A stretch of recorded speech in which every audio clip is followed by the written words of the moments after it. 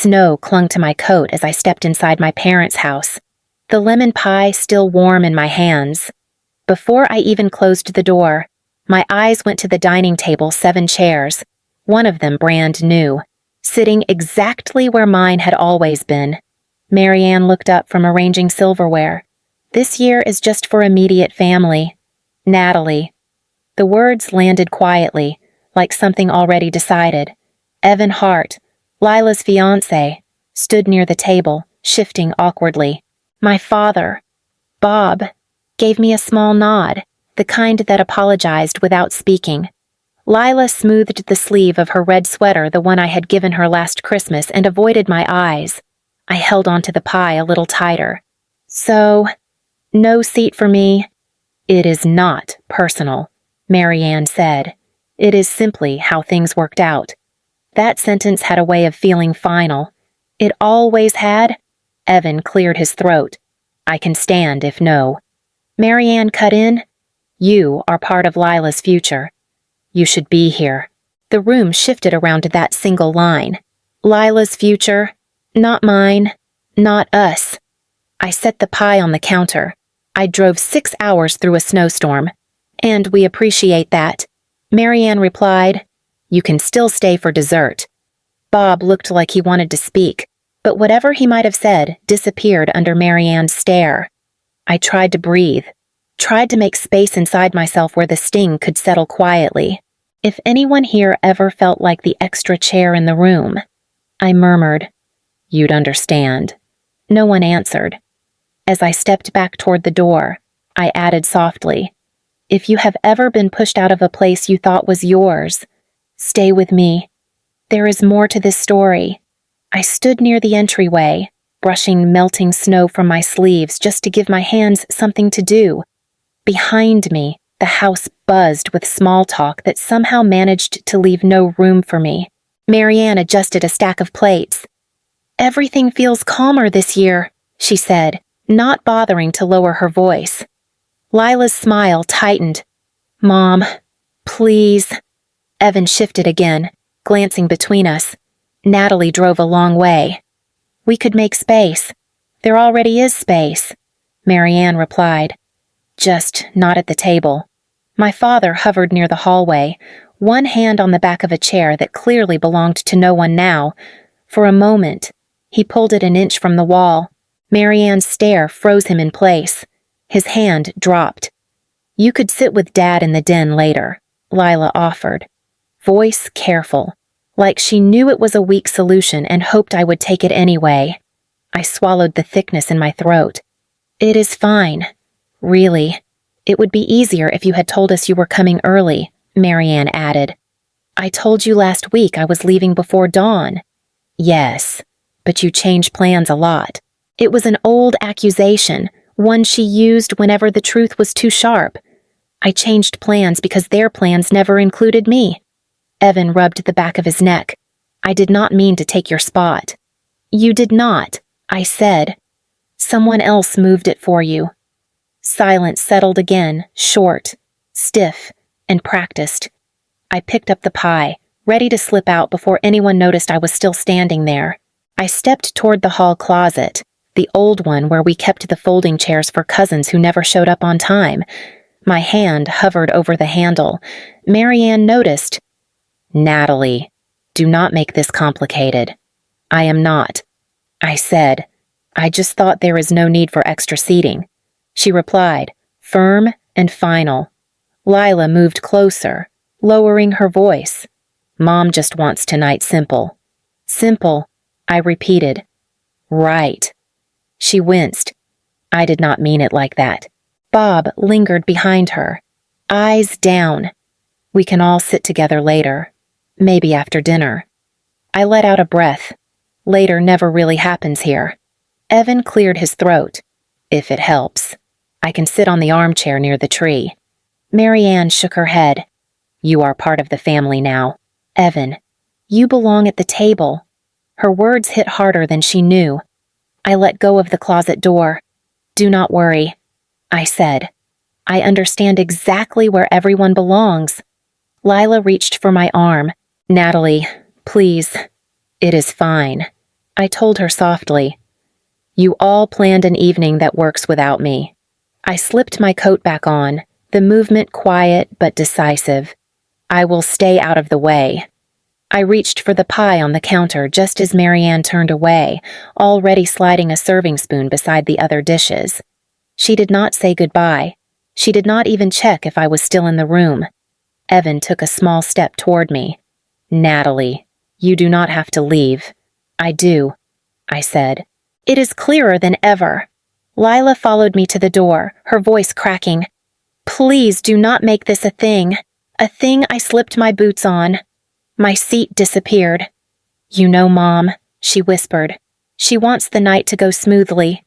Smooth for who I asked, but I did not wait for her answer. Bob finally spoke, the words soft and slow. Nat, you can stay. I paused, hand on the doorknob. Can I? Or would that make dinner less calm? He looked at Marianne. That silence answered everything. I opened the door, stepping into the cold. Lila reached out. Text me when you get home. I nodded because it was easier than pointing out she had not defended me once. Outside, the wind pushed against my coat as if urging me to go faster. I walked to my car, the pie still warm against my palms, and slid into the driver's seat. For a moment, I waited, hoping anyone might call my name. No one did. I closed the door, started the engine, and whispered to myself, if you are still listening, stay with me. This part matters. By the time I reached my apartment, the pie had cooled completely. I set it on the counter and pulled off my coat, fingers stiff from more than the cold. The silence in the room felt different tonight, like it had been waiting for me to finally hear it. I opened my laptop. The budgeting file blinked on the screen, Quinn family support. Line after line spelled out the version of me they depended on. $850 sent on the first of each month to my parents. Winter car insurance for Lila. Streaming accounts. Grocery cards. Emergency transfers that had stopped being emergencies years ago. I whispered the words aloud, as if naming them would break their hold. I cannot be the foundation and the afterthought. The cursor hovered over the first line. I pressed the key. Click. The monthly transfer paused. A breath left my chest. I moved to the next line. Click. Winter insurance canceled. Another breath. Prime membership click. Shared streaming accounts click. Automatic grocery top-ups click. The repetition steadied me. I leaned back, letting the glow of the screen settle into the room. This is not punishment, I said quietly. This is repair. My phone buzzed Lila's name flashing on the screen. I let it ring, then ring again. The vibrations echoed on the countertop, insistent, urgent, familiar. I turned the phone face down. The laptop chimed with one last confirmation. All changes saved. I closed the lid and rested my hands on the table. The quiet did not feel empty. It felt earned. If you have ever reclaimed a piece of yourself, I murmured, you understand what this moment is. They showed up before 8 in the morning. I had barely taken 2 sips of coffee when the pounding started. 3 heavy knocks Marianne's rhythm, sharp and entitled. I opened the door. Lila stood behind her, eyes swollen, coat unbuttoned. Marianne walked in without waiting. Why did the grocery card decline? She demanded. Your father and I were standing at the register like fools. I set my mug down. Because I stopped loading it. She blinked, stunned by the simplicity of it. You what? I changed a few things last night. Lila stepped forward. Natalie, my winter insurance payment bounced. I could not even start my car this morning. You will figure it out, I said. You always do when it is truly yours. Marianne's voice sharpened. Do not talk like that. You know Lila is getting settled. You know we rely on you. You make good money. You do not have a husband or children. Supporting us is your responsibility. The words were precise, rehearsed, almost practiced. I folded my arms. Responsibility to whom? To your family, she snapped. Lila tugged at her sleeve. Mom, please, no, Marianne said. She needs to hear this. We include Evan because he is part of Lila's future. You have more stability. That means helping. I felt the shift inside me small, quiet, irreversible. I am not choosing a fight. I told her. I am choosing a boundary. Marianne's expression twisted, offended by the calm. So you would rather abandon us, I would rather stop abandoning myself. For the first time, neither of them had a reply. Marianne reached for her coat. You will regret this. I held the door open. If I do, I will handle it myself, just like everything else. That evening, my phone lit up with a name I did not expect Evan Hart. I answered slowly. Evan. His voice was low, unsettled. I do not know if I should send this, but you deserve to hear it. A file appeared on my screen. I tapped it. First came the clatter of silverware, chairs scraping, then my Uncle Darren's voice, amused and careless. So, how is the martyr doing tonight, Tessa? His girlfriend laughed. She tries too hard. Honestly, it is exhausting just watching her. Then Marianne light, relieved, unmistakable. At least this year we can have a peaceful Christmas. She always turns everything into a lecture. My breath chilled. Lila spoke next, soft but cutting. She will get over it. She always does. A pause. Then Evan's voice, uneasy. She can probably hear you through the door. Silence flooded the recording. I pressed stop. Evan exhaled. I did not know they talked about you like that. I thought, maybe you should know. I steadied my voice. Thank you. There is something else, he said. I found it after you left. He arrived 20 minutes later, standing in my doorway with a manila folder clutched in both hands. He held it out like evidence. I think Lila used your name for a credit application, he said quietly. I opened the folder. Statements, receipts, confirmations, hotel weekends, winter coats, deposits for wedding vendors, all charged under my name. Total $14,200. Lila's handwriting stared back at me from the signature line. I felt something settle inside me, not shock, not even anger, but a clarity sharp enough to slice through the air. Evan rubbed his forehead. I am sorry. I should have said something sooner. You said it now, I replied. I picked up my phone, dialing the number on the back of my bank card. This is Natalie Quinn, I told the representative. I need to report identity theft. Evan watched, silent. As I confirmed each fraudulent charge, I felt the weight shift. For once, not toward them, but toward me, and I did not apologize for it. They came back 3 days later, Marianne first, stomping snow off her boots. Lila trailing behind with her arms wrapped tight around herself. Marianne did not wait to be invited in. The kitchen flooded. She announced, a pipe burst, water everywhere. I stayed by the doorway. Is everyone safe? We are fine, she said quickly. But we need help until insurance clears. A few weeks? Maybe. Lila's voice trembled. Mom said you would understand. Understand. The word they used when they meant pay. I reached into my coat pocket and pulled out an envelope. Marianne's eyes softened with instant relief, the kind she had never shown me without conditions. She opened it. A single $50 bill slid into her palm. Her face hardened.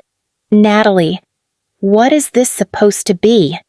That, I said, is what my seat at your Christmas table was worth. Lila flinched. That is not fair. Neither was the empty place where I used to sit. Marianne shook her head sharply. You are being spiteful. No, I said. I am being consistent. She took a step toward me. You know we need more than this. And you know I have given more than this for years. The silence stretched, heavy and wet like the flooded kitchen she came from. I placed the envelope back in her hand. "This is all I am offering." Lila's whisper cracked. "You do not have to be like this." I met her eyes. "You called me cold when I stopped paying for your heat. Maybe you were right." Neither of them argued after that. They just left, the hallway filling with the sound of dripping snow and unspoken blame. 2 days later, my phone rang with an unfamiliar number. I let it go to voicemail, but the transcript popped up on the screen. "This is Officer Trent with the Buffalo Police Department. We need to speak with Lila Quinn regarding an identity theft report." I exhaled slowly. The moment had arrived. Minutes later, my family group chat exploded. "Marianne, you actually called the police Bob Nat. Maybe we can handle this privately." "Lila, please stop. Please." I did not think it would go this far. I typed nothing. Another message from Marianne appeared. "You are punishing us for one dinner. One seat. This is cruel." I turned off notifications. An hour later, someone banged on my door. Not the hard, demanding knock from before. This one was softer, almost hesitant. I stayed still, listening as Lila's voice filtered through the wood. "Nat, please open the door. I am scared." My hand hovered near the knob, but I did not move. She whispered again, voice cracking. "I did not mean for it to fall on me. Mom said you would handle it because you always do."